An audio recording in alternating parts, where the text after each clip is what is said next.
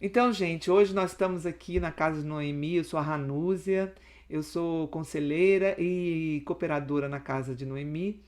E nós estamos hoje aqui com a Ruth Alves, que é uma missionária que vai nos contar hoje a experiência dela no tempo que ela trabalhou no campo missionário. Ela vai nos dizer aonde. E essas experiências vão muito edificar a gente. A gente tem buscado pessoas, mulheres especialmente, que têm trabalhado na obra do Senhor. E nós estamos aqui com a Ruth, ela vai se apresentar, né, Ruth? Seja bem-vinda à casa de Noemi, que você consiga nos dizer, né, tantas coisas, porque a gente ontem já fez uma prévia e a gente viu que são muitas informações, muitas coisas importantes para a edificação do povo de Deus, das mulheres. Então hoje nós vamos fazer um resumo, mas esse resumo já é muito rico, muito maravilhoso. Nós teremos outras oportunidades, né, Ruth? Com a graça de Deus. Então vamos lá, Ruth, fique à vontade. Nos diga um pouco a sua história, de onde você é, como é que foi essa história, para onde você foi, como é que é isso? Ok, olá, é um prazer para mim estar aqui com vocês, né? Com a Ranúzia, me sinto honrada pelo convite, né? E é sempre muito gostoso falar daquilo que o Senhor fez, né? É um Deus que nós servimos, é um Deus que fez e que faz maravilhas. Ele não fez só no passado, mas ele continua fazendo nos nossos dias, né? Para mim é uma honra, é um prazer muito grande contar para vocês, né, um pouco daquilo que o Senhor tem feito.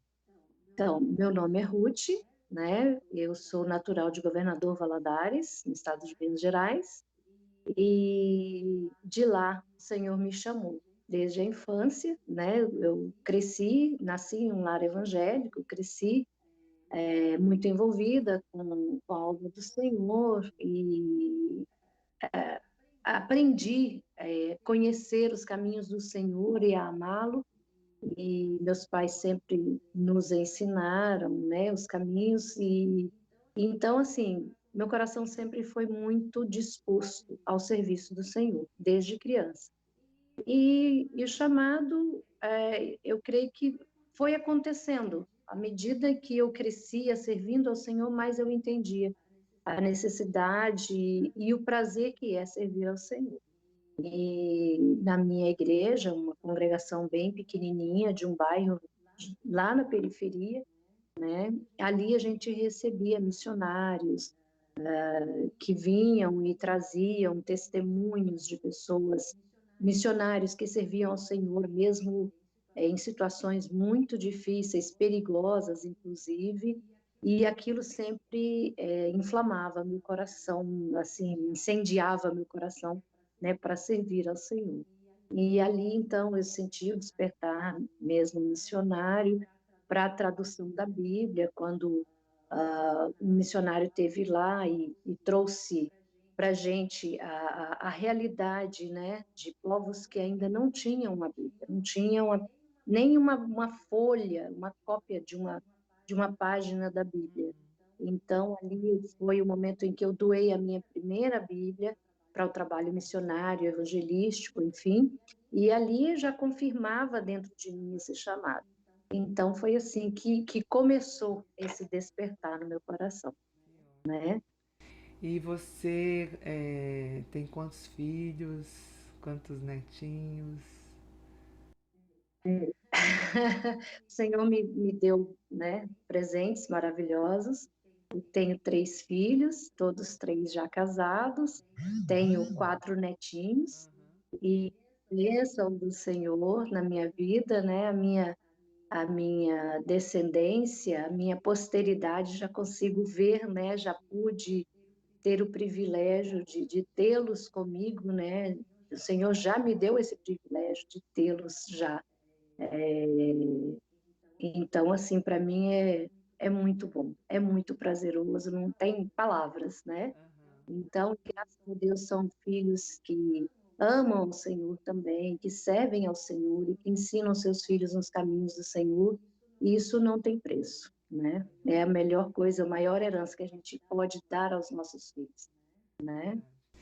E você, a sua formação, como é que é a sua formação, Ruth? no sentido teológico, missiológico, né? Eu fiz o curso teológico, missiológico pela escola, pelo SEM, que é uma escola de missões, né? E essa escola é, está em Viçosa, né, em Minas Gerais. Então, eu estive lá fazendo o curso de missão integral e tenho também o curso de teologia e missiologia, linguística e missiologia pela Missão Além, aí em Brasília, né? E então, nesse despertar para a tradução da Bíblia, o Senhor colocou no meu coração essa necessidade do preparo, né, especificamente para a tradução na Missão Além, que é a escola que oferece esse curso, né? Que ótimo. Então, E agora você me conta um pouquinho como é que foi essa sua ida para uma missão transcultural, né? E você vai nos contar para onde e tal. E quando que você chegou lá e como é que foram já aqueles choques culturais que a gente tanto ouve dizer, né? Que acontecem uhum. quando a pessoa vai para uma outra cultura, né? Me conte aí pra gente. Então, nesse crescer, né, na igreja, a gente sente sempre o incendiar. A palavra do Senhor, ela é realmente viva e vai falando aos nossos corações. Então, quando a gente vê o texto de 1 Crônicas, né, 16, 24, dentre tantos outros na palavra, né, diz, anunciai entre as nações, né, a sua glória e entre todos os povos as suas maravilhas. ah, o Senhor começou a trabalhar em nós e nos mover, mesmo antes desse chamado transcultural, dentro do Brasil, para conhecer outras culturas, né? Porque a gente sabe que de uma região para outra há muita variedade, né? A, a, a começar do sotaque, das expressões específicas de cada região, enfim, a comida típica, isso foi um preparo, eu vejo como um preparo de Deus, né? E, como eu sempre digo, o chamado do Senhor, ele é muito interessante, porque ele nos chama para caminhar com ele, né? Então, ele já vai na frente preparando tudo, então, ele já nos colocou dentro do nosso próprio país para saber que quando fosse lá fora, teríamos também diversidade, mas que, digamos, não se espante, porque aqui dentro também, no teu próprio país, tem diferenças. Então, quando o Senhor nos chamou, ele já andando pelo país, ele nos chamou especificamente para a Albânia, que é um país do leste europeu, né? Ele faz parte ali dos Balcãs, né? Um país muito antigo. A Bíblia nos conta relatos que Paulo esteve lá, né? No reino da Ilíria, né? E a história da Albânia também nos conta que o próprio Tito foi morto lá no anfiteatro, né? Na cidade onde nós moramos, né? Chamada Dures, em italiano se diz Durazzo, e então foi ali esse chamado do Senhor foi bem específico para a Albânia. E nós não tínhamos notícias, né? Na época, isso foi em 91, na década de 90, digamos, então não tinha notícias fora da Albânia sobre o que era a Albânia, como era, não tinha, porque era um país comunista, absolutamente fechado, o mais fechado do mundo, né? E foi o primeiro país, inclusive, a se declarar ateu, né? Em 67 ele se declarou ateu, e então não tínhamos como saber como era esse país. Embora tivéssemos feito pesquisas, não tínhamos notícia, mas tínhamos a certeza de que o Senhor tinha nos chamado. Se Ele nos tinha chamado, com certeza Ele já estava lá preparando tudo, Sim. né? E então em 91 a gente partiu para lá. E aí, como é que foi essa chegada? Você relata alguma coisa sobre algumas ameaças que vocês receberam? É, vocês tiveram, vamos dizer assim, você teve, né, medo, né, dessa situação? Conte para nós como é que foi essa sua chegada lá com a sua família, o que que aconteceu? Bom, ah, preparando tudo, chegando lá, ah, nós tivemos, assim, muitas coisas que nos surpreenderam. A gente foi mesmo, assim, cheio daquela certeza de que o Senhor tinha nos chamado, empolgados, cheio daquele primeiro amor que o Senhor nos Sim, encheu o coração. Então, a gente chegou lá, assim, naquela expectativa. O que será que nos espera? Uma vez que não temos notícias aqui, não temos fotos, não temos os recursos que na nossa geração hoje tem, nessa geração, na verdade, tem. Então, o que será que nos espera? Sabe aquela coisa assim, surpresa? Então, foi bem assim. abriu-se a Chegamos, caixa de Pandora. O exatamente. que vai Então, acontecer?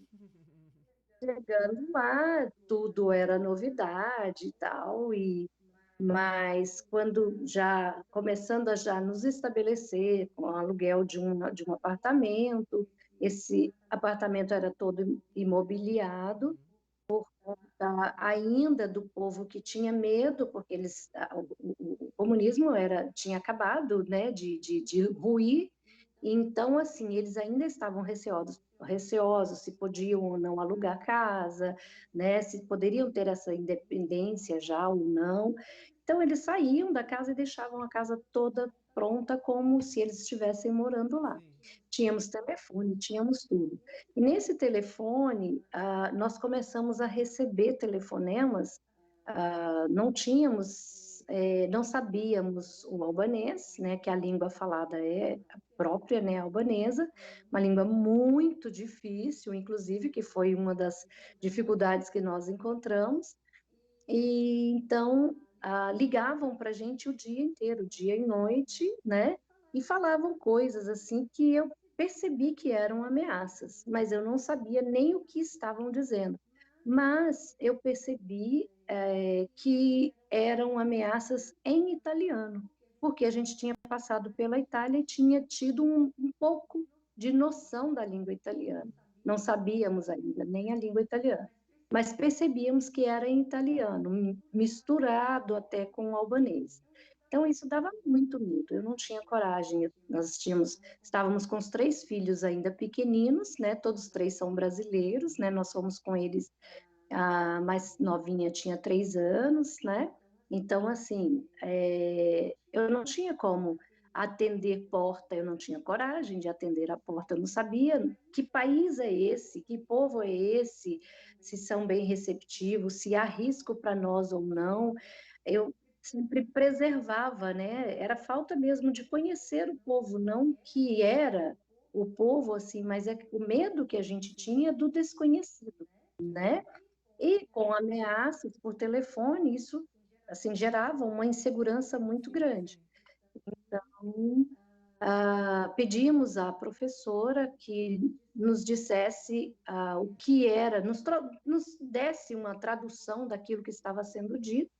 Então, ela disse que realmente era uma ameaça, ela era albanesa, e ela disse que era uma ameaça e nos deu uma frase, nos ensinou a repetir aquela frase, nos dando assim, nos dizendo assim que disséssemos a eles que iríamos denunciá-los, né? E nem assim eles cederam, continuaram fazendo ameaças dia e noite. Então, por vários dias, até que eu me despertei, tínhamos um aparelho de som com fita cassete já com músicas em albanês do Kosovo, Sim. e coloquei então deixei ela pronta ali do lado do telefone. Assim que eu atendesse e percebesse que eram as ameaças, eu já ligava a música, né? E deixava tocando. Então eles gritavam, eles E berravam, você não e estava nem eu só sabendo o que que só estava orando. Senhor, falando. tem misericórdia, Espírito Santo vai fazendo a obra, porque a obra é do Senhor, e não aceitamos essas ameaças, não aceitamos o medo, né? e colocávamos ali, eu colocava a todo momento que eles ligavam, eu já colocava. Então, cessou, passou toda aquela. Acabou, nunca mais tivemos esse problema. Ótima Graças a estratégia, Deus. hein? Maravilha. O Senhor faz, né? Nos coloca no coração, olha, você tem como resolver isso, Muito né? bom. Então, Ruth, voltando aqui, então essa questão das ameaças, você conseguiu, né, com a graça de Deus, resolver, né? Você viu ali uma forma leve e confiante, né, de resolver aquela situação. Mas tinham outras coisas que aconteciam na cultura, né, que deixavam vocês um pouco confusos, né? É, a questão do sim e do não. Como é que é essa questão do sim e do não? Sim não é sim, não não é não? Como que é? Essa foi muito interessante. Nos deixava sempre um pouco assim, o que será? Por quê? Nossa gesticulação né, da cabeça, a gente diz sim e diz não. Na Albânia é o contrário. Quando o albanês diz sim, ele gesticula assim. E quando diz não, é assim. Agora você imagina, você chega sei lá, num armazém e diz, tem açúcar?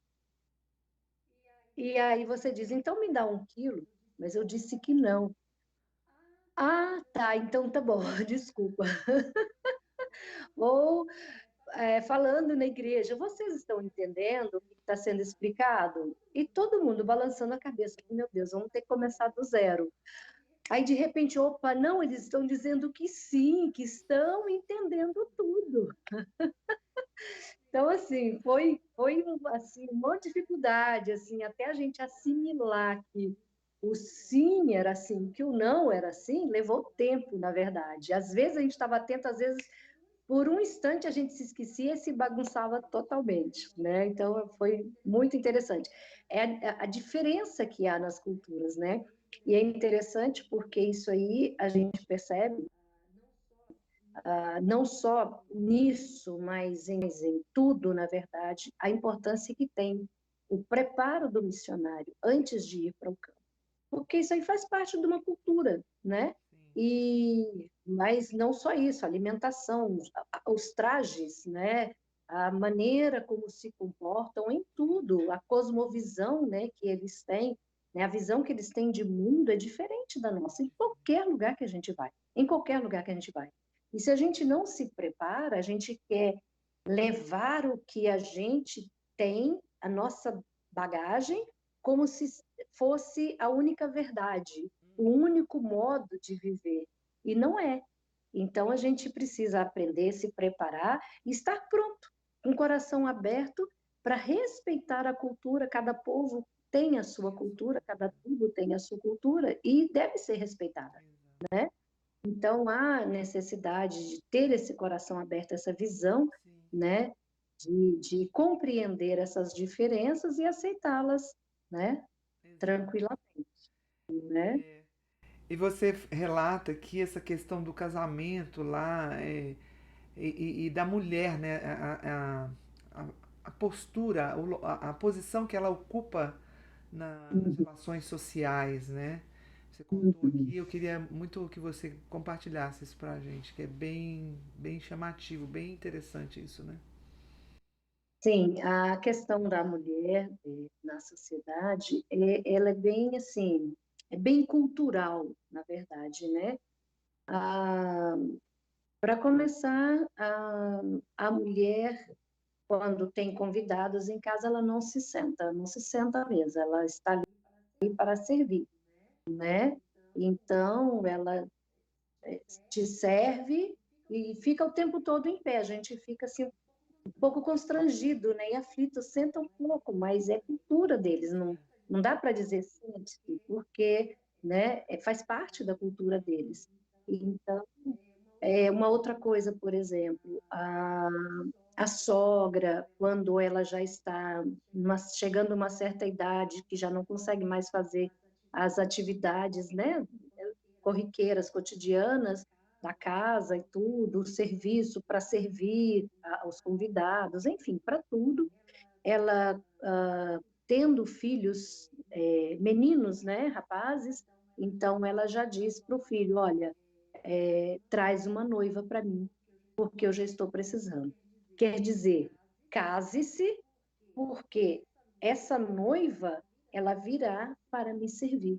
O rapaz se casava e vinha morar com os pais dele. Então, essa moça se tornava a ajudante da casa, a serviçal, digamos assim. Todo o serviço da casa, todo, absolutamente todo o serviço da casa ficava na sua responsabilidade.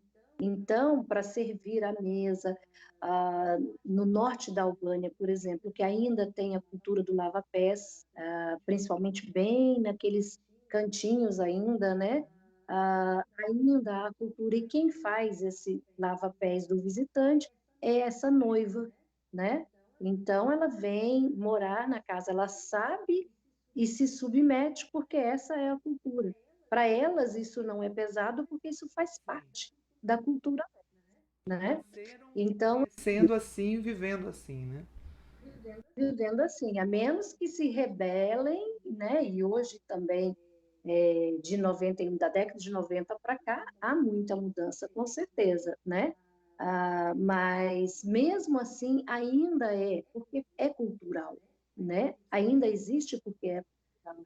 Há também aquela questão da escolha, quando a moça quer se casar, na verdade, quem escolhe para ela com quem se casar são os pais. Os pais é que negociam entre si, meu filho casa com sua filha, vamos firmar um contrato. Isso acontecia às vezes quando crianças, os filhos ainda pequenos, eles já faziam esse contrato de que minha filha será dada em casamento ao teu filho, Mas né? não tem assim, Firmavam. mas mesmo sendo uma parte importante da cultura, né, já impregnada, já cristalizado na cultura, não existia nenhuma rebelião, assim, as noivas, as esposas achavam que era isso mesmo e tá tudo bem? Ou você viu, assim, uma indignação também, um conflito entre sogras e noras?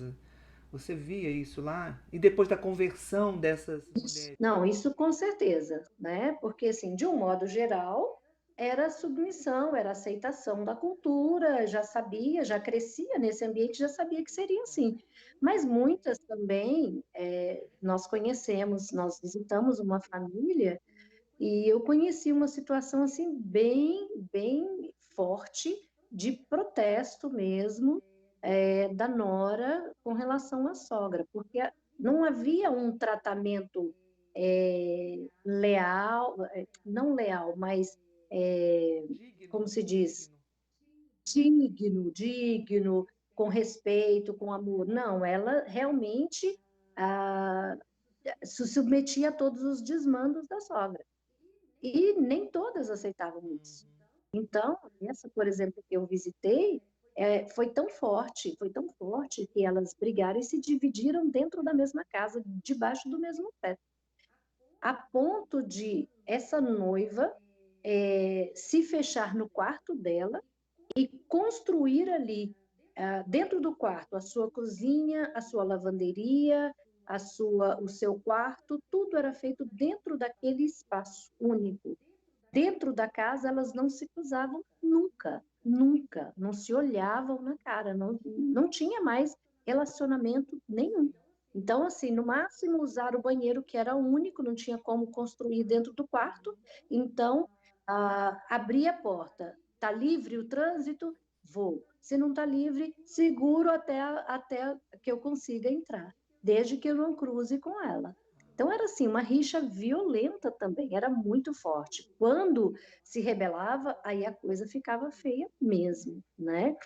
Mas, quando você perguntou sobre a questão de quando o evangelho chega, né? Como foi isso? Isso, na verdade, a gente viu também mudanças.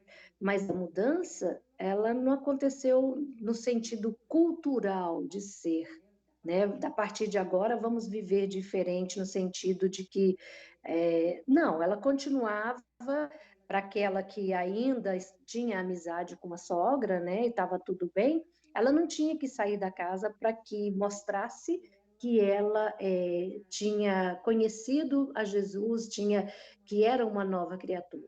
Agora ela, na verdade, continuava ali, vivendo naquele ambiente, mas a partir daquilo que acontecia no interior dela, aqueles rios de águas vivas fluirão do seu interior, mudava toda a perspectiva.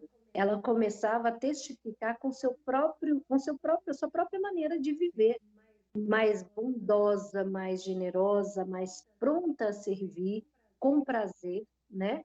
E através do seu testemunho, a família era alcançada, Que coisa. né? Então, não acontecia automático também essa vinda da família toda, mas acontecia por causa do testemunho. Sim. E era vice-versa também, quando a sogra se convertia, então ela começava a tratar melhor a sua nora. Então, mudava-se o ambiente. Mantinha-se a cultura, mas o ambiente era totalmente transformado pela luz do evangelho, né?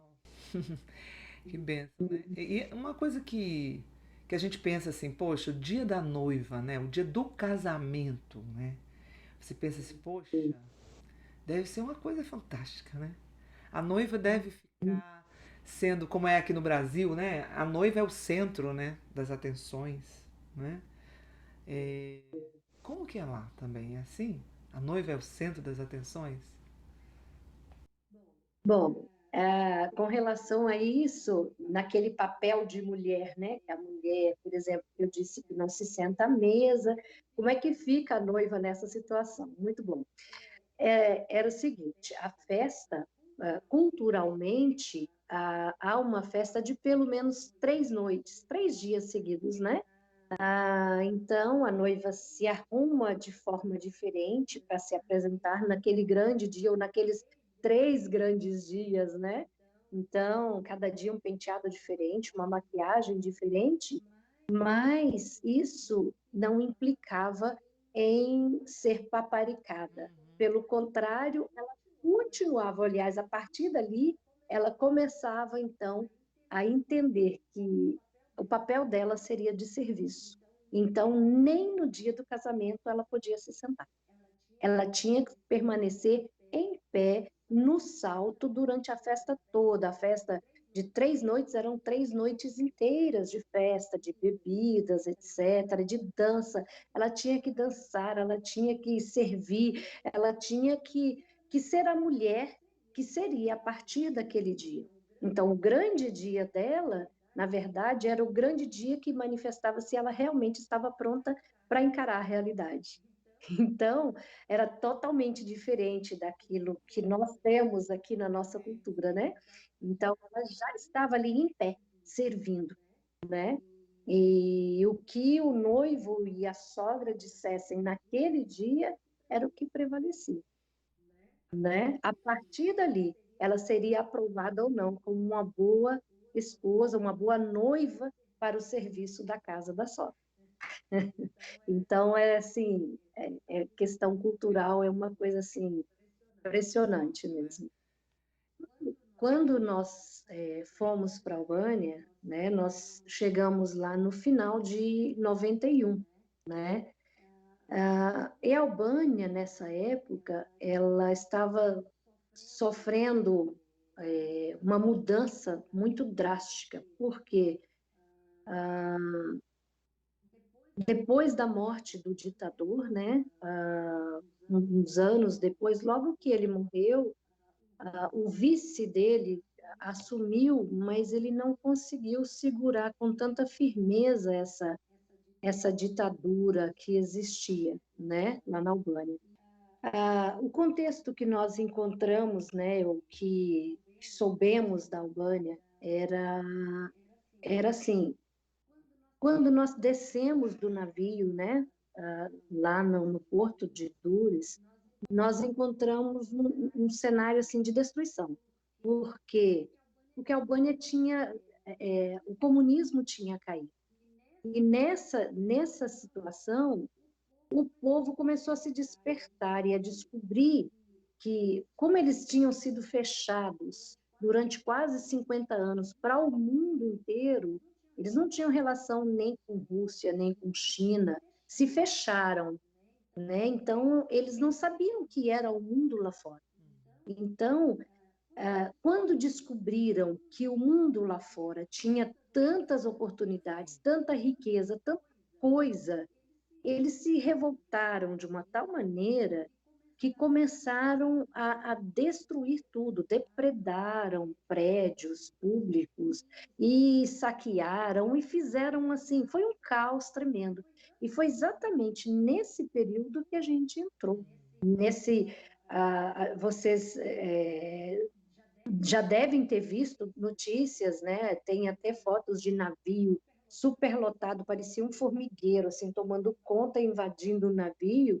E esse navio, essas fotos, elas são divulgadas às vezes como um símbolo de refugiados escapando de países, mas na verdade é uma foto daquela época de 90, 91, de albaneses saindo aos milhares, assim, aos montes, né? 10 mil, 20 mil albaneses escapando pela própria vida, sabe? Não queremos mais viver aqui.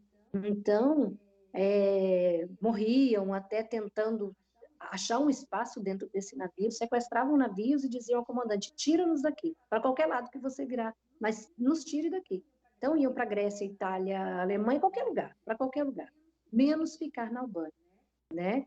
E foi exatamente nesse contexto de caos que nós chegamos. Então, nosso choque assim inicial foi encontrar aquele cenário totalmente destruído, um povo desesperançado. Chegamos no porto, tinha tanta gente, tanto albanês, que você via estampado no rosto deles assim aquela desesperança, aquela decepção, aquela coisa assim, aquela ansiedade por, sabe, eu quero ver, eu quero saber, eu quero experimentar, eu quero sair daqui, eu não quero viver isso que eu vivi, né? Então foi assim, bem nesse contexto que nós entramos. Foi para aquele lugar que nós chegamos. Mas, apesar de tudo isso, nós estávamos ainda vivendo aquele primeiro momento, aquele primeiro amor, né, de chegar e será o que tem nessa caixinha, né? Tal. Então, uau, tem isso também acontecendo, né? Quando eu digo que nós tivemos aquelas ameaças, também nos trazia insegurança exatamente por esse Sim. contexto, Uhum. né? Própria polícia já tinha tirado a farda, né? Então, se acontecia uma briga na rua, se você buscasse socorro da polícia, podia olhar que ela estava correndo na frente, né? Correndo antes do povo. Então, era assim, confuso, complicado, caótico, muito terrível, muito difícil. Mas a gente tinha certeza que o Senhor estava com a gente, e Ele estava ali, estava cuidando de tudo. Isso nos traz certeza de que Ele nos daria toda a proteção, todas as estratégias, enfim, né? E sobre questão de choque cultural, o choque cultural de verdade, de causar estranheza mesmo, ele não aconteceu nesse primeiro momento, apesar desse caos todo que eu relatei, né? Nosso tempo de permanência na Albânia foi em torno de 3 anos e meio, né? E nesses intervalos nós tiramos uma vez por ano, a gente vinha ao Brasil. Então, nessa primeira vinda ao Brasil, né?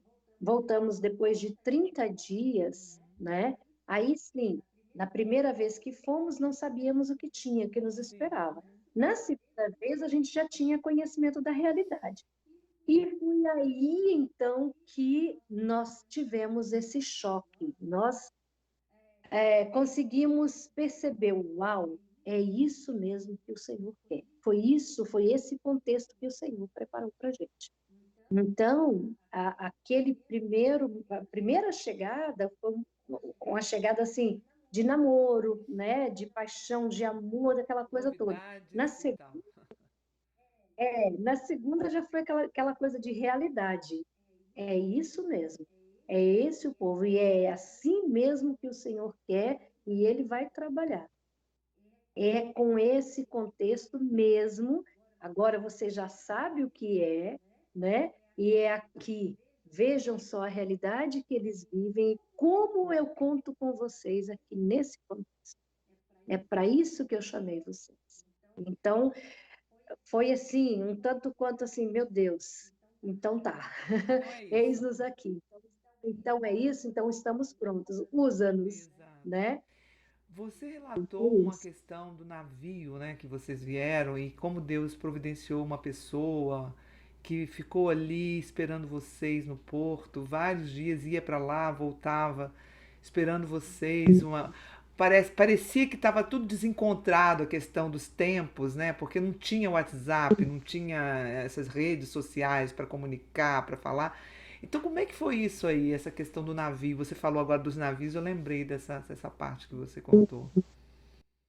Ah, então, isso daí foi, assim, a gente vê o cuidado de Deus, né? O chamado de Deus, de como Deus prepara as coisas. Nós saímos do Brasil, e como eu disse, a gente não sabia, não tinha notícias, não tinha nada. Então, mas ficamos sabendo que havia uma missionária lá na Albânia, uma brasileira. E essa brasileira foi enviada pela Antioquia, Missão Antioquia, e foi a primeira, o primeiro, digamos assim, a primeira brasileira a entrar no país. Ela foi pioneira lá, né, no trabalho, a Nájua Adiba, né, que hoje está com o Senhor, e então ela viveu pela Albânia, ela se entregou pela Albânia, ela foi para lá e nunca mais voltou, a não ser por questões de férias, etc. Mas ela viveu, ela dedicou a sua vida pela missão da Albânia. E então nós enviamos uma carta para ela, mas não sabíamos se ela tinha recebido essa carta. Nós mandamos as nossas informações, estamos em uma família, assim, descrevemos tudo. Recebeu essa carta ou não recebeu, nós não sabíamos, não tivemos resposta, porque aquele tempo era através de carta, né, que a gente se comunicava, né, e não tínhamos resposta dela.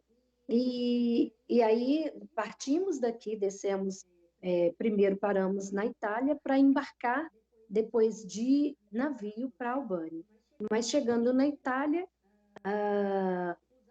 o navio tinha zarpado exatamente na noite que a gente estava chegando ainda de avião, chegando, entrando na Itália. Naquela mesma noite, o navio tinha zarpado para a Albânia. E 10 dias depois teria o próximo navio. Também um preparo de Deus que depois eu conto como foi essa questão, por que tivemos que ficar na Itália 10 dias. Mas, enfim, quando chegou o dia mesmo da gente zarpar, de a gente ir para a Albânia, a, a Nájua foi ao porto para nos encontrar. Nós não sabíamos. Nós fomos no dia marcado, na data marcada do navio, e a questão era tão confusa na Itália que naquele dia o navio tinha sido sequestrado. Não houve partida, não teve viagem da Itália para a Albânia, porque o navio, os albaneses já tinham sequestrado também. Então, a Nájua foi para o porto e descobriu que o navio não chegaria. Tá, daí voltou no outro dia e aí sim nós chegamos. Aí o navio partiu, nós chegamos, entramos lá. Quando nós entramos, não sabíamos, o povo todo desesperado, aquela quantidade de gente tentando sair da Albânia e tal. Nos encolhemos num cantinho, vamos nos separar aqui, vamos ver que direção que Deus vai nos dar. Não tínhamos noção para onde ir, que língua era aquela que o povo estava falando, como a gente ia resolver aquela situação. Não tínhamos noção. De repente vem alguém lá com a carinha de brasileiro, gritando, correndo, ei, vocês são brasileiros! Meu Deus! Foi assim, que resposta de Deus! Ela recebeu a carta e ficou de olho todos os dias. Ela ia e vinha no porto até que o navio chegou e ali ela nos acolheu. Ela já tinha preparado de antemão um apartamento para a gente alugar, já tinha reservado, então nos conduziu para lá, já fechamos o contrato. Ela preparou o alimento para a gente, porque ela sabia que, por causa daquela confusão de depredação e saques que eles fizeram, enfim, não tinha nada, não tinha um armazém, não ia encontrar nada, absolutamente nada para comprar. Então, ela já preparou isso para a gente também, através de outras missões que estavam entrando no país, já estavam trazendo recursos, então essas missões já estavam prontas a receber e acolher os missionários. Então, ela veio, o socorro do Senhor mandou assim, de repente, sabe? Imagine a nossa alegria de finalmente alguém falar em português no meio daquela confusão. Meu Deus, foi assim um anjo do Senhor mesmo. Foi Você falou que vai maravilhoso. falar sobre por que vocês ficaram 10 dias na Itália. Nós tínhamos enviado, além dessa carta para Nájua, nós tínhamos enviado também uma carta para nossa igreja na Itália. Não conhecíamos ninguém, não tínhamos contato com ninguém, mas assim, no nosso preparo, nós buscamos contatos antes, para que a gente não chegasse assim, né, de surpresa e sem saber para que lado ir. E apesar de termos enviado também carta para a Itália não nos respondeu. Recebeu, mas não nos respondeu. Então, nós fomos assim, vamos pela fé, porque chegou o tempo e tudo que tínhamos na mão para fazer, nós fizemos.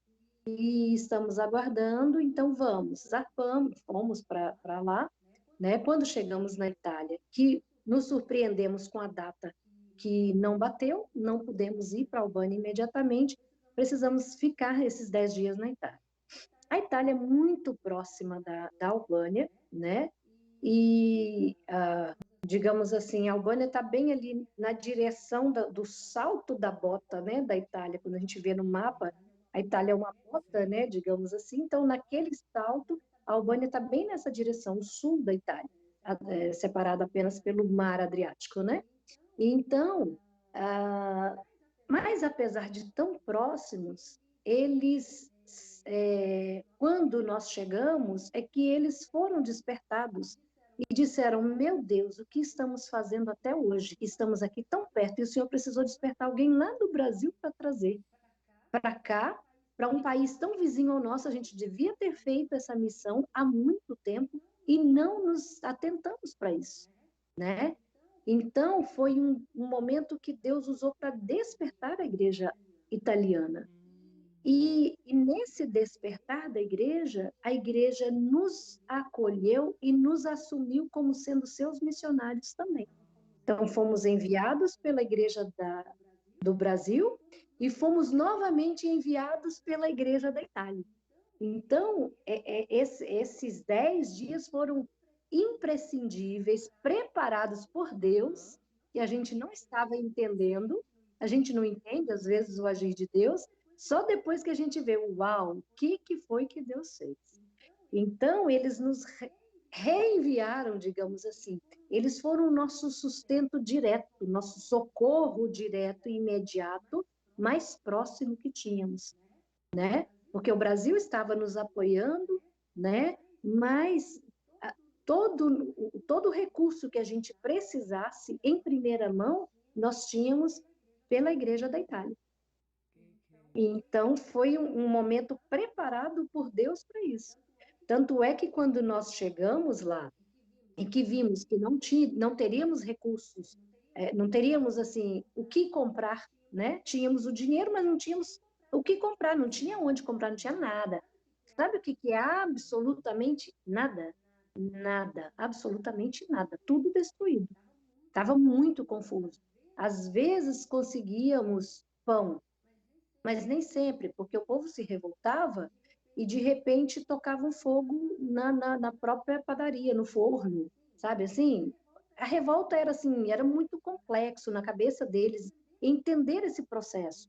Então, tudo era motivo de revolta, de destruir mais uma coisa, até o que era de benefício para eles, eles não conseguiam mais compreender, né?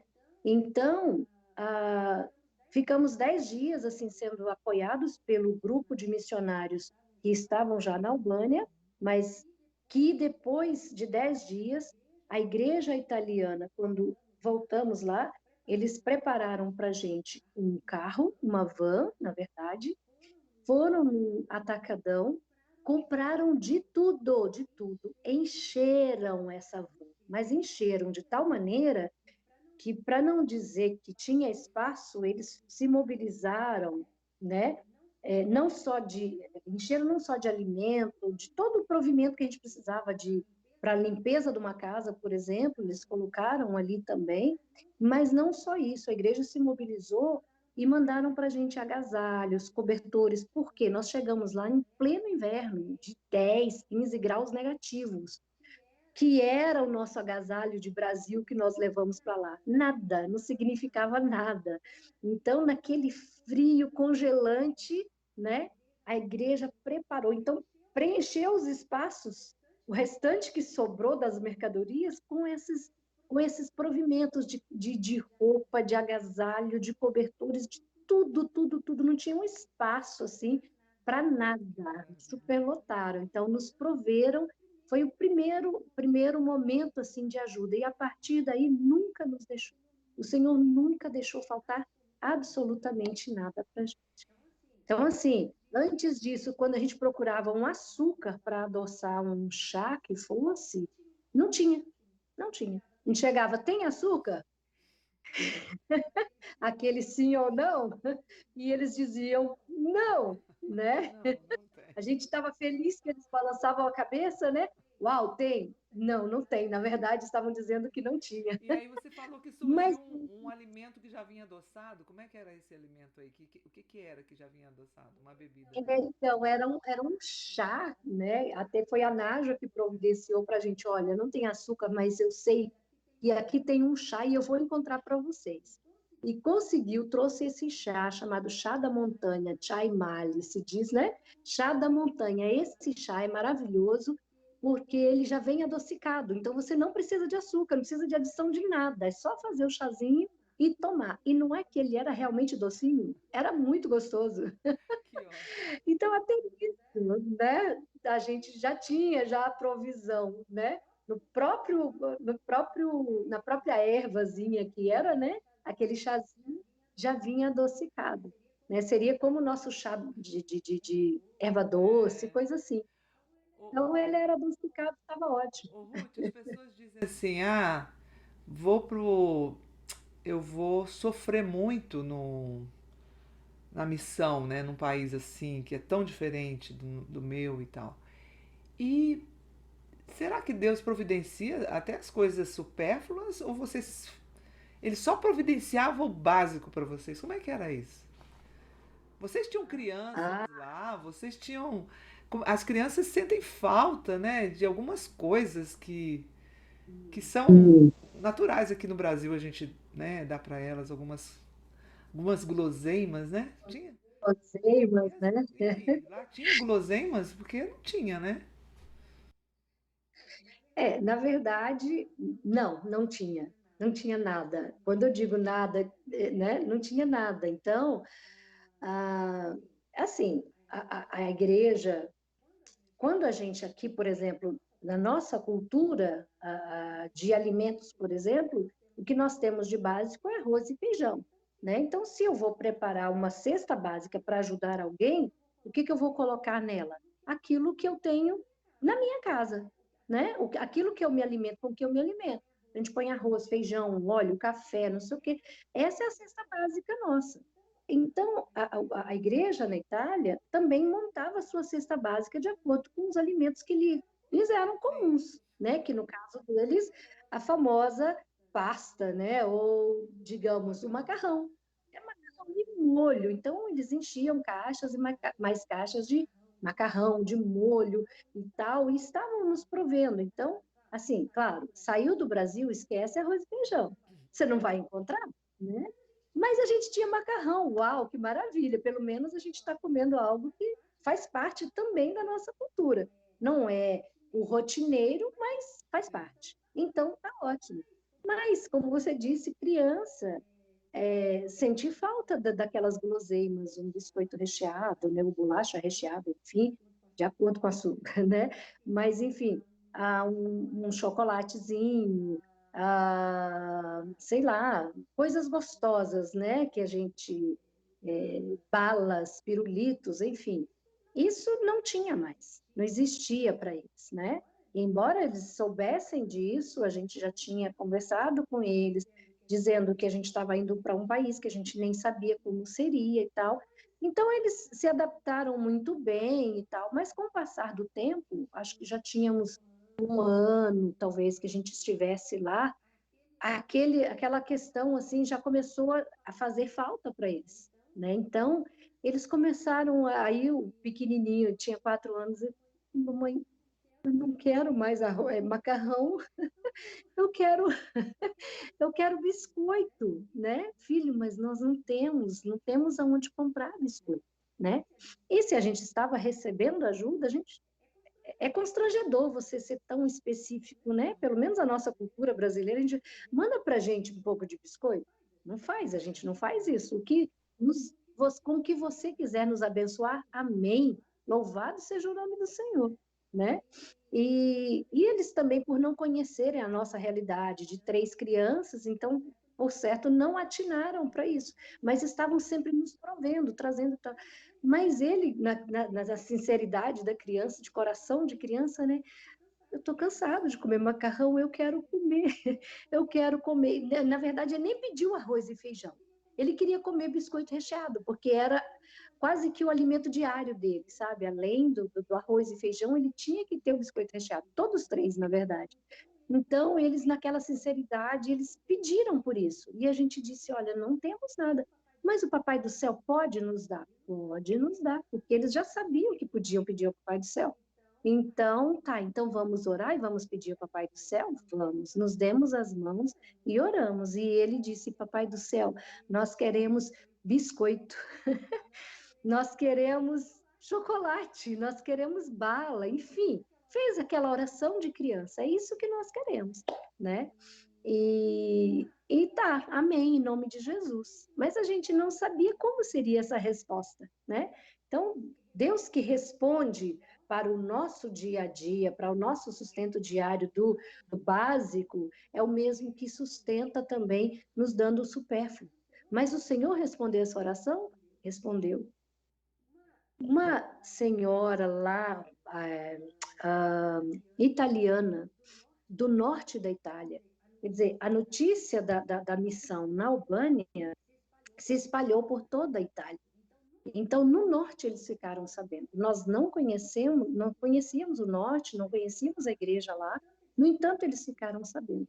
E quando a igreja soube, uma irmã da igreja começou a orar e sentiu no coração um desejo de mandar uma ajuda.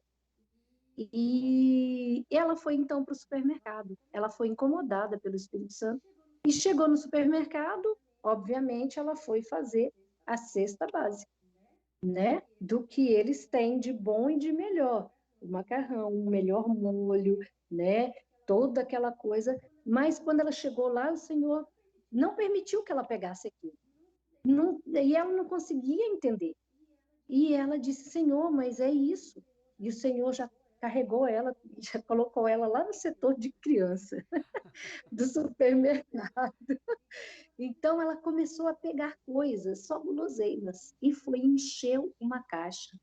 E quando 2 rapazes dessa igreja foram nos visitar, né? Chegaram em casa, soubemos notícias de que vocês estão aqui, nós viemos conhecer o trabalho e trouxemos as ajudas que a igreja enviou para vocês, para os albaneses e tal.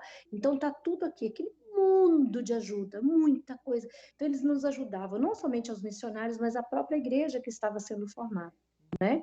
E aí, mas só que eles seguravam uma caixa do lado deles e não misturavam essa caixa com as outras. E a gente não sabia de nada, né? E então foi quando eles disseram: olha, tá vendo essa caixa aqui? Essa caixa não é para ser misturada. Essa caixa aqui veio direcionada exclusivamente para a família do missionário. Nós não sabemos o que tem aqui, mas foi uma senhora que recomendou, porque ela disse que foi o Senhor que mandou ela entregar isso para vocês. Então, isso aqui é para vocês. Amém, agradecemos e tal, foi tudo bem. Mas estávamos assim ansiosos, o que será que foi colocado? Já tínhamos feito a oração, já tinha tanto tempo, não lembrávamos disso mais. Não tínhamos mais isso em mente. Qual não foi a nossa surpresa quando abrimos? Olha, Ranúzia, foi assim, nós chorávamos, nós ríamos, nós não sabíamos o que fazer, sabe? As crianças vinham aqui, biscoito recheado e tal. E assim, sabe? Foi tão grandioso esse momento, foi tão maravilhoso, assim, sabe? Eu consegui encontrar no meio ali uma lata de leite condensado, eu já nem sabia mais o que era uma lata de leite Que condensado. sabor. Até para mim foi maravilhoso, sabe? Aham. E assim, ver essa resposta de Deus, atendendo a oração de uma criança, atendendo a gente no supérfluo, naquilo que a gente não encontrava ali. Tinha panetone, pandoro, sabe, assim, aquela coisa assim, meu Deus! Aí, o chocolate Kinder, que é muito comum, né, Sim. na Aham. Itália, tinha de todo tipo para criança, ovo Kinder, enfim, uau! Então as crianças não sabiam o que pegar primeiro, sabe assim? E aí então nós nos ajoelhamos ali em torno daquela caixa. E assim como demos as mãos para clamar ao Senhor, nós oramos agradecendo por aquela resposta tão pronta, tão poderosa. Foi assim, um marco mesmo na nossa vida. Foi maravilhoso demais, foi muito grandioso. O Deus que atende até o supérfluo. Glória a Deus. Maravilhoso. Muito Muito, glória muito. mesmo. Dessas ajudas e socorros divinos que vocês viram, você falou um pouco sobre essa questão da língua, né, da dificuldade, e como Deus providenciou também pessoas para uma pessoa especialmente que pôde ajudar vocês nesse quesito aí. Como é que foi Uhum. isso? Ah, essa também é uma situação assim do preparo de Deus, né? Daquilo que eu disse no início, que Ele já está lá na frente, preparando tudo, e quando está tudo pronto, Ele diz, pode vir, que eu já estou aqui esperando, né? Nós chegamos e, meu Deus, que língua difícil. O italiano a gente rapidinho deu conta de aprender, né? Mesmo sem professores. É muito rápido, né? Não é assim tão simples, a gramática é realmente pesada, mas no convívio a gente acaba aprendendo. Mas o convívio com o povo, com a língua tão difícil como aquela, não entrava na nossa cabeça, não imaginávamos o que eles estavam dizendo. Mas 10 anos antes da gente chegar, Ranúzia, foi uma coisa assim, que Deus preparou mesmo. Tinha uma senhora albanesa que era jornalista e ela trabalhava na rádio albanesa. E nesse tempo de comunismo fechado para o mundo, ela conseguiu contato através dos contatos de Brasil e Albânia em termos políticos, né? Ela conseguiu material para livros, né? E ela aprendeu português sozinha, porque ela não podia divulgar para ninguém que estava aprendendo uma outra língua, porque lá era comum aprender russo, chinês, porque eram línguas que faziam parte desse ambiente de países comunistas, né? Então, o que era mais comum para eles era isso, né? Mas português, e além de tudo, para que aprender português no mundo tão Sim. distante? Não tem nada a ver, não fazia sentido, né? No entanto, ela foi tão incomodada a aprender o português, foi tão despertada assim, que ela queria aprender esse português a qualquer custo.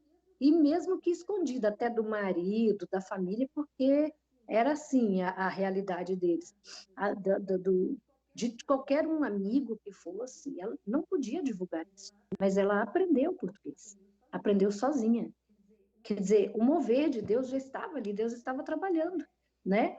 E por incrível que pareça, quando nós fomos, foi um período em que chegaram muitos missionários lá. Foi assim, do mundo inteiro começou a enxergar a Albânia. E chegava todo dia mais e mais missionários. E um dia, ela andando na rua, que ela viu esses missionários conversando em espanhol, então ela correu até eles, né? E percebeu, não, confirmou, realmente, estão falando em uma língua que eu conheço, porque ela, no aprender o português, ela se atentou também para o espanhol. Então, ela falou assim, olha, eu estou vendo que vocês estão falando espanhol e tal, vocês, por acaso, não sabem de brasileiros que tenham chegado aqui, né? Vocês sabem de alguém? de algum brasileiro por aqui que fale português, porque eu sou professora, eu sei português. E aí eles disseram, olha, tem alguns missionários que chegaram. E, na verdade, tinham três jovens, né, que chegaram antes da gente, três jovens da Jocum, né, dois rapazes e uma moça, o Antônio, que inclusive está lá até hoje na Albânia, o Jorge e a Sueli. Eles três já tinham chegado, eram recém-chegados, né? E então eles foram, quando ela foi conduzida até eles, e a partir deles também ela foi conduzida a nós. Assim que nós chegamos, olha, nós já temos uma professora que vai ajudar vocês também. E quando a gente conversava com ela, Ranus, era assim, surpreendente, parecia que ela tinha vivido no Brasil. Sabe aquele português limpo? Não era um português que ela aprendeu português de Portugal, ela aprendeu português daqui. Então, assim, ela estava na Europa, a Albânia é a Europa. E, quer dizer, você aprende português, no máximo que vai aprender o português de Portugal, com todo aquele sotaque de Portugal. Não, em vez disso, ela aprendeu português do Brasil. Então, assim, ela falava tão fluentemente, tão limpo, que, assim, foi só por Deus mesmo, porque senão a gente não conseguiria, talvez, aprender tão bem quanto sabemos o albanês hoje, né? Então, foi assim, o cuidado de Deus no preparar tudo. Então, quando a gente é chamado, a gente não precisa temer, não precisa temer, porque ele já está no local, é de interesse dele, é o maior interessado em tudo isso, e naquele povo, nesse ou naquele povo, é o próprio Deus.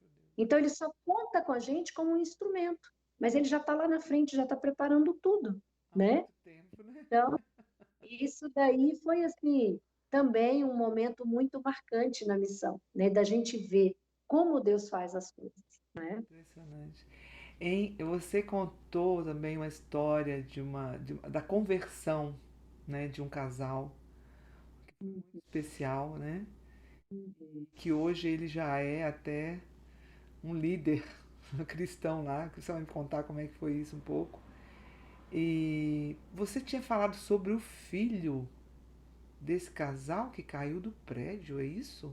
Então, assim, as primeiras conversões, né? Quando vocês observarem pelas imagens, né? Aí, ah, o primeiro grupo começou a se reunir em casa, num ambiente assim, uma sala pela metade, acho que 1,5 metros de largura. A gente se enrolava ali para começar a falar do amor de Jesus e tal. E nesse grupo, rapaz recém-casado, com um ano de casado, que na verdade ele estava vivendo praticamente a separação já, um quase divórcio, pediu divórcio. Por quê? Ele vivia bêbado, estava em um bar, né? E a cada dose que ele servia para os clientes, ele servia uma ou duas para si mesmo. Então, ele voltava para casa, ele estava bêbado, a esposa não suportava mais, porque ele não dava conta de si, né? E esse é o Gesine, e nessa situação ele foi convidado para ouvir a palavra. E ele começou a frequentar essas reuniões lá em casa. E, e a esposa já estava dele, né? A esposa, um dia nós falamos, olha, traga a sua esposa também, tá aqui também. E ela veio, daí ela contou para a gente a situação e tudo. Mas Deus, assim, naquele grupo já começou a acontecer conversões. Ele não foi o ter, né? Ele até chegou um pouco depois das primeiras meninas que vieram, as moças que vieram e se converteram. Logo depois ele aderiu ao grupo e tal. E então ele conta o testemunho dele, que no bar, um dia no bar, depois de estar ouvindo, né, a gente falando, ministrando, ensinando o evangelho e tal, ele no bar, no meio daquela fumaça, porque eles fumam muito, e era um ambiente pequenininho o espaço, né? Esse bar que ele trabalhava era dentro, né? Então era pequeno o espaço. E no meio daquela fumaça de homens bebendo e fumando, aquela confusão, de repente o Espírito Santo tocou no coração dele. E ele olhou aquilo, o rosto daquelas pessoas que estavam, dos clientes que estavam ali, de tanta fumaça que tinha. Mas o Espírito Santo tocou no coração. Você já conhece a verdade. E essas pessoas aqui não conhecem a verdade que você está ouvindo lá na casa dos brasileiros. Essas pessoas vão para o inferno se continuarem vivendo desse jeito. E o responsável por isso, a culpa, se eles forem para o inferno, é sua. O Espírito Santo falava, ele conta que o Espírito Santo falava assim tão fortemente dentro dele, que ele foi ficando tão constrangido com aquele agir do Espírito Santo, que ele foi caindo de joelhos ali atrás do balcão. Ele se ajoelhou e começou a chorar. E ali ele fez a entrega, foi uma entrega verdadeira e sincera. Senhor, eu estou aqui. E eu não quero mais viver essa duplicidade. Eu estou vivendo dizendo que quero o Senhor, mas ao mesmo tempo, o que eu estou fazendo aqui? Por que eu não estou trazendo essa verdade para eles também, ou conduzindo eles para ouvir essa verdade? Então eu me entrego, eu me rendo ao Senhor aqui agora. Ali no bar, ele se converteu. E hoje é o líder da igreja. Ele foi discipulado, caminhou com a gente durante o tempo que estivemos lá. E hoje, para a glória do Senhor, ele é que dá continuidade do trabalho lá.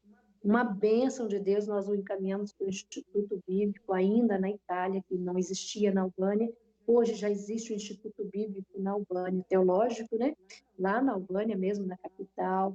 A igreja que nasceu dali é uma igreja missionária, já no contexto missionário, e continua com essa chama ardendo dentro deles, de continuar a fazer missão dentro e fora da Albânia, desde sempre, desde quando a igreja nasceu. Então, assim, é uma igreja muito atuante. A conversão da esposa dele foi também impactante, e ela já tinha se convertido, mas não tinha tido uma experiência tão forte, né? Até que aconteceu um dia de ela adoecer e ficar de cama. E nós começamos a orar por ela. E ele falou, olha, a gente disse, mas cadê a sua esposa que não veio? Olha, ela está de cama, ela está doente. E está dando febre e tal. E aí nós fomos visitá-la, pedimos permissão se podíamos, ok, podíamos sim. E ela estava na casa dela, que era a casa da sogra. Junto também, na mesma casa, tinha um outro irmão dele, né, que era casado e que tinha também, morava na mesma casa. Então, eram duas noivas para servir a mesma mãe, né, a mesma sogra. Dele que é a mesma sogra. A mesma sogra. Mas, com certeza, havia rixa entre as duas, as concunhadas, porque você está fazendo corpo mole, você não está nada doente, você não está querendo trabalhar, está deixando tudo por minha conta. Então, foi uma situação muito pesada, muito difícil para ela, né? E ela sabia o quanto ela estava doente, porque, na verdade, ela tinha o ovário policístico, então ela estava numa crise, assim, terrível, estava fazendo febre todos os dias, dia e noite, com dores, com febre, não tinha como ficar em pé, ela não suportava ficar em pé. Ovário policístico impede a pessoa de engravidar, a mulher de engravidar, né? Ela não tinha como engravidar, não tinha. Era impossível para ela. Era todo tomado, né? Então, era todo doente mesmo. Era, assim, a ponto de cirurgia, de remover tudo, fazer uma esterectomia total, talvez, né? Remover os Então, era ovários, né? exatamente, não tinha como ela engravidar.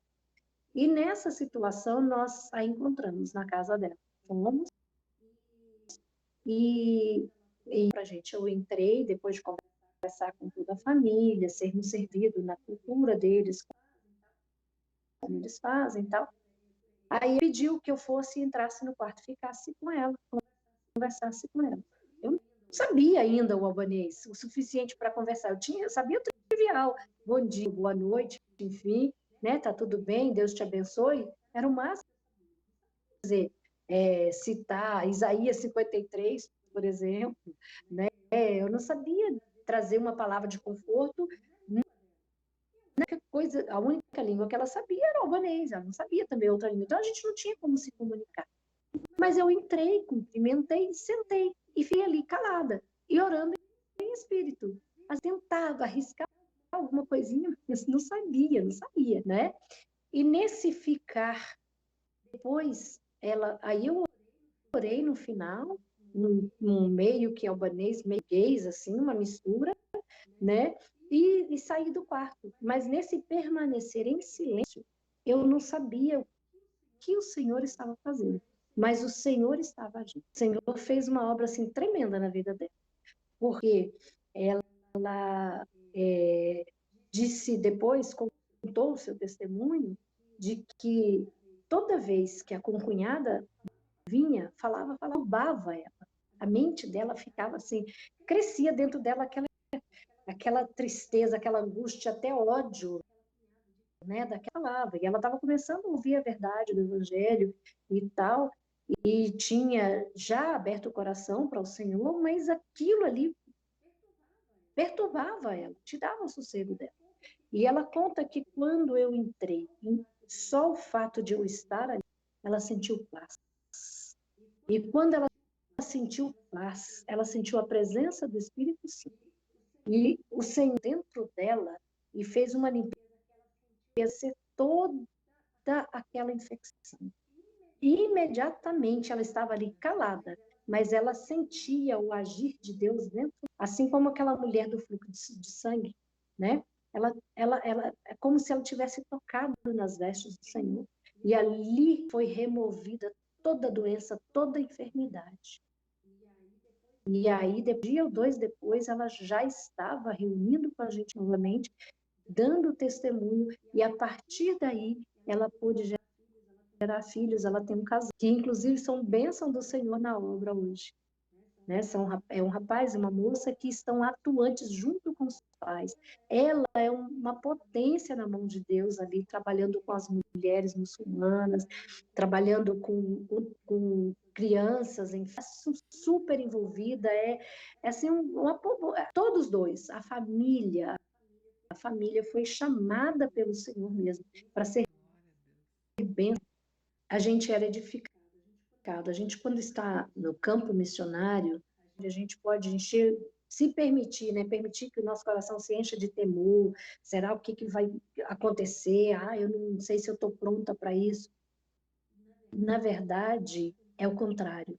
É o agir de Deus, o tempo, milagres acontecendo na vida da gente, na vida das pessoas que estão conhecendo o amor de Deus, que estão experimentando, sabe assim, uma coisa linda, maravilhosa, é a confirmação daquilo que realmente a palavra do Senhor nos diz, né? Que milagres seguem, né? Aqueles que creem. E foi assim, a experiência de fé, de conhecer ao Senhor, até para eles mesmos. Nós temos, por exemplo, o testemunho da irmã Glória, né? Nós estávamos numa reunião na igreja, reunião de oração, e nesse dia o filho dela não foi para a igreja com ela.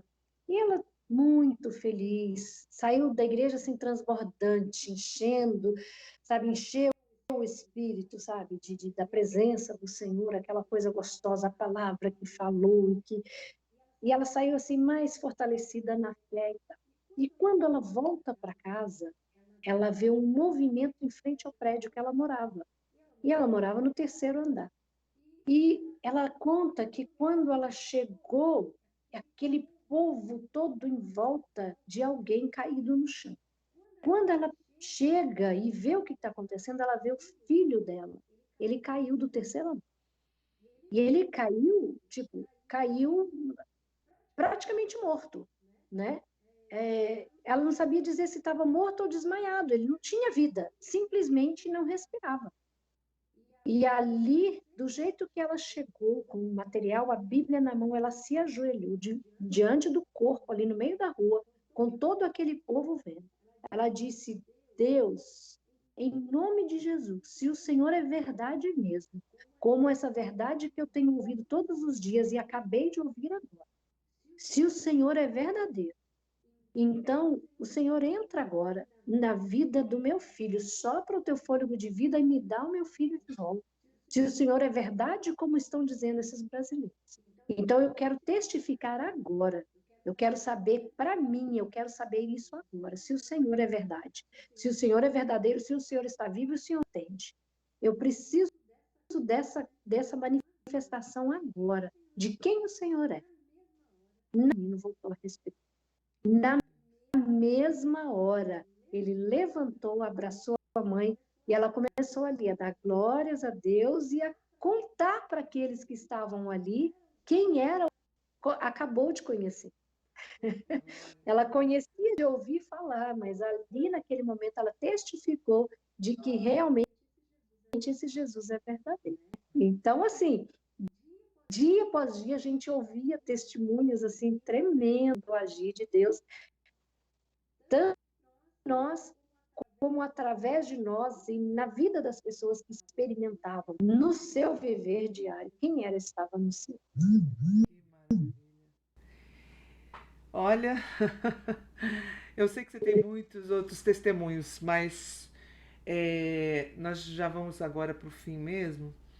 É, basicamente, essa experiência sua no campo missionário e a sua vida hoje continua, né? Você continua servindo ao Senhor, esperando essa pandemia, né, passar para que você volte a algum campo missionário que o Senhor te enviar, talvez para aqueles lados de lá também, mas você falou sobre isso, né? Mas eu queria que você reforçasse para nós, para quem estiver nos ouvindo, esse preparo, sabe? Essa experiência. E outra coisa, não só a questão da experiência das coisas que o Senhor deu, mas também aquela força que o Senhor deu a vocês, mesmo no meio das lutas e das provas, né? Como é que foi isso também? Só para a gente fechar. E também qual foi esse preparo que você achou que realmente fez a diferença? O preparo foi o preparo teológico, foi o preparo de uma vida com Deus, foi o preparo de estudos diversos. Como que você acha assim que você diria que foi realmente te preparou a sua família para estar lá e viver essa experiência dessa forma? O nosso preparo, eu já a partir dos nossos pais, do exemplo dos nossos pais, nos conduzindo nos caminhos do Senhor e de tal maneira que nós nos envolvemos já desde criança, né? Nesse ambiente de serviço ao Senhor. Então, isso já instigava dentro da gente, a gente tinha certeza de que estaríamos mesmo servindo ao Senhor em algo maior, né? Fora daquele ambiente que a gente já tinha crescido. E nosso preparo teológico, nós tivemos também, que foi muito importante, né? A movimentar dentro do próprio país para conhecer culturas dentro da nossa cultura, né? Nos ajudou a nos preparar. Não tivemos a oportunidade de uma experiência em uma escola missiológica. Isso nós não pudemos ter, não foi ao nosso alcance na época, né? Mas todo esse tempo, né, essa caminhada que nós tivemos já servindo ao Senhor, deixando todo de tempo parcial para um serviço de tempo integral, no serviço em tempo integral, essa caminhada Brasil nos fortaleceu na convicção do chamado, né? E além desse preparo que já tínhamos também de base teológica, né? E preparo missiológico dentro do país. Então, nesse preparo nosso aqui dentro do Brasil, nesse preparo também cultural, não só isso também,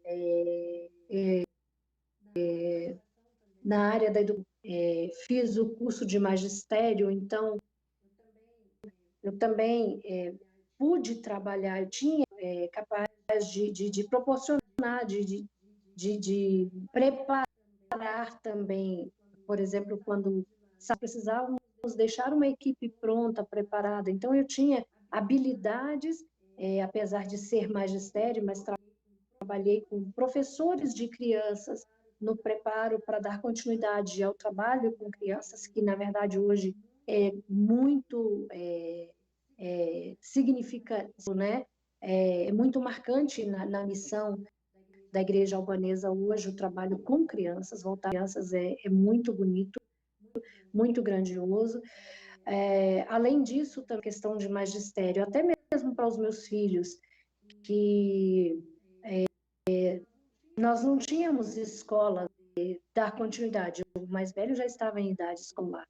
Aliás, ele já tinha sido alfabetizado aqui no Brasil quando nós fomos. E então eu peguei esse de alfabetização aqui e levei comigo. E através dele eu mantive os meus alfabetizados e preparados, que quando a gente voltou eles não sofreram nenhuma diferença, não houve dente, né?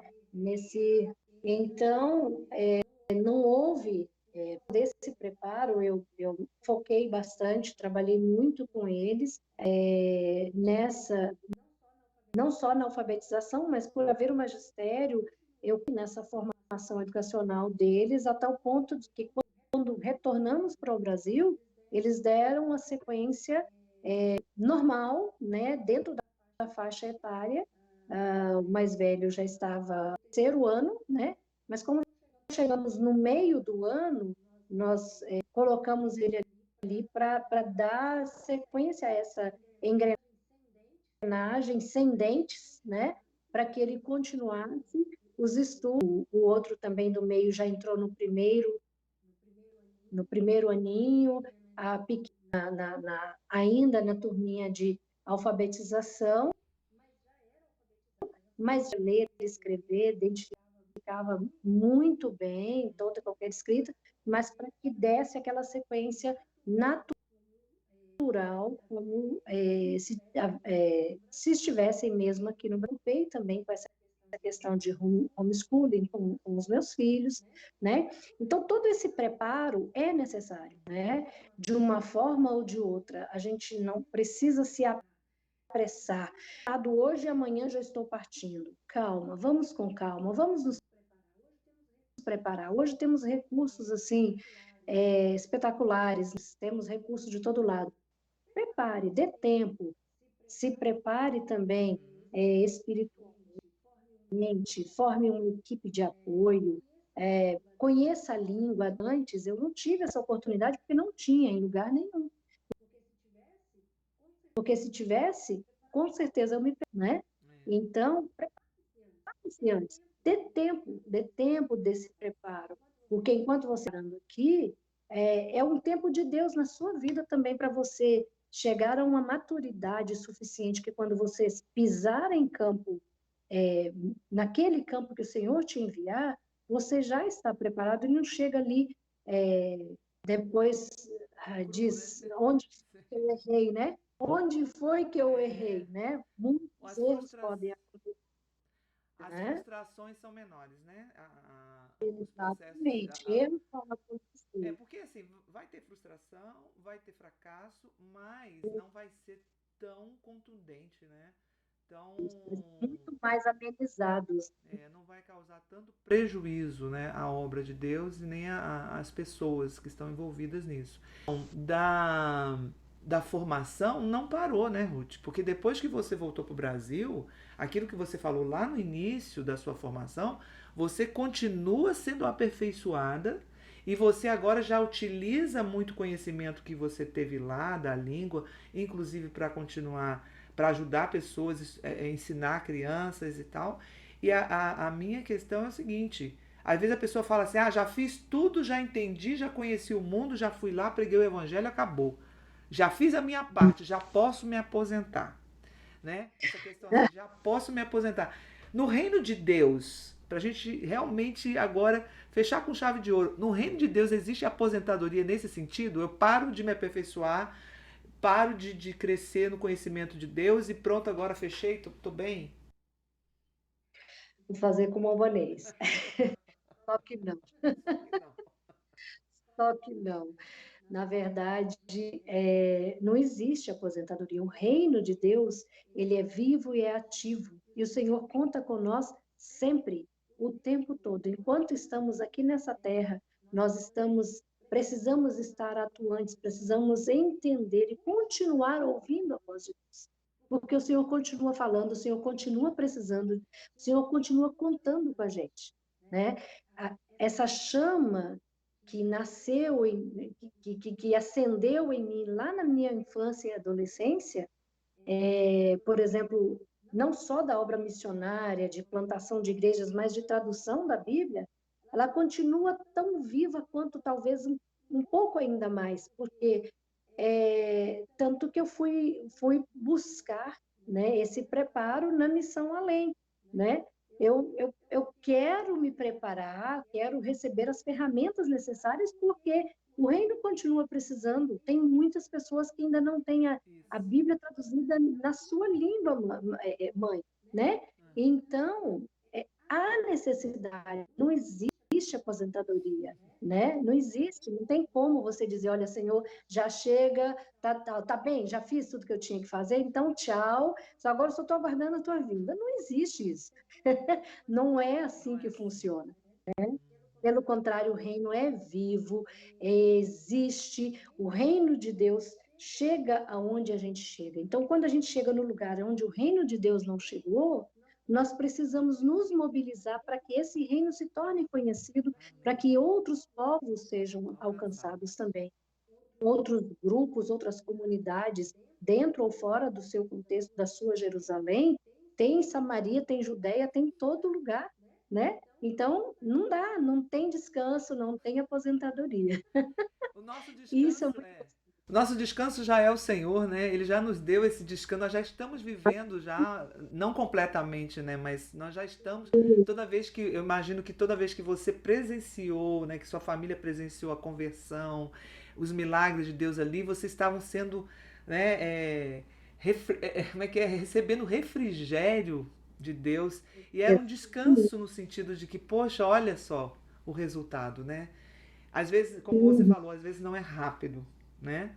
Mas vocês têm a certeza e a convicção de que essa obra de Deus, Ele que completa, Ele que faz, né?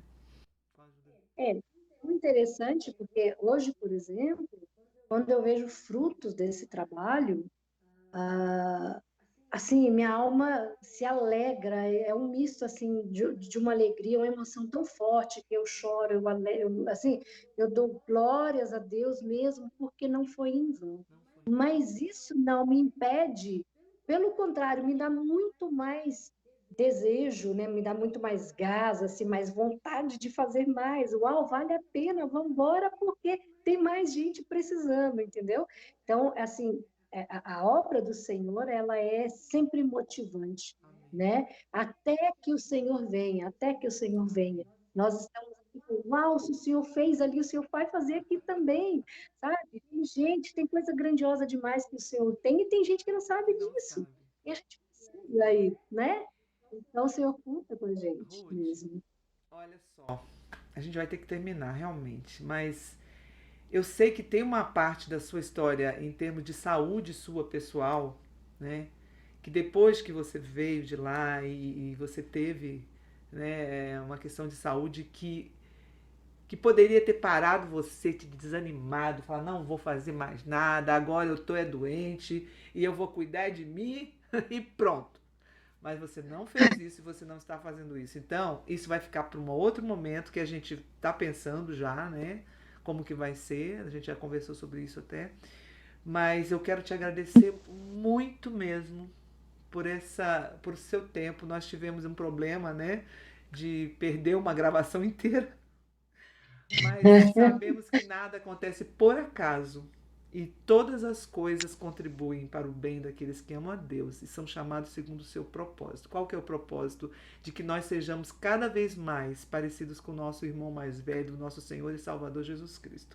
Então nós cremos que não foi por acaso, que nós precisamos repetir essas histórias maravilhosas e que agora, com a graça de Deus, está gravado para a gente amanhã postar e a gente vai ficar muito feliz. Muito obrigada mesmo, muito obrigada. e muitas pessoas serão edificadas, já estão sendo edificadas com essa palavra. Amém. Eu é que agradeço, né? Sou muito grata a Deus por isso, honrada por esse convite também, né? Sobre o descanso, eu me lembrei enquanto você falava, eu me lembrei daquele versículo, né? Que os dons e o chamado de Deus são irrevogáveis, né? Então, é isso. Nada pode impedir da gente continuar, né? Mesmo que o Senhor nos dê um tempo para que Ele continue fazendo, né? No caso da saúde, enfim, mas é um tempo também dele trabalhar em nós, né? Para que a gente continue atuante, firme, constante, sempre abundante na obra do Senhor. Então, assim, e cada uma de vocês, mulheres, né, que estão vendo, eu espero mesmo no Senhor que vocês se permitam ser usadas pelo Senhor, ser trabalhadas e preparadas por Ele, e que vocês vão mesmo, com a fé que o Senhor colocou no coração de vocês, com a certeza, a convicção de que Ele, se Ele está chamando, Ele já está lá. E Ele está cuidando, preparando tudo. Podem ir, porque o Senhor garante. Bem? Deus te abençoe e continue frutificando a obra dele na sua vida por meio do seu trabalho. Deus te abençoe. Beijo a todos. Sou estrangeiro e estou por aqui de passagem, longe estou do meu lar. Sei que este mundo onde vivo não me dá mais motivo pra sorrir ou cantar.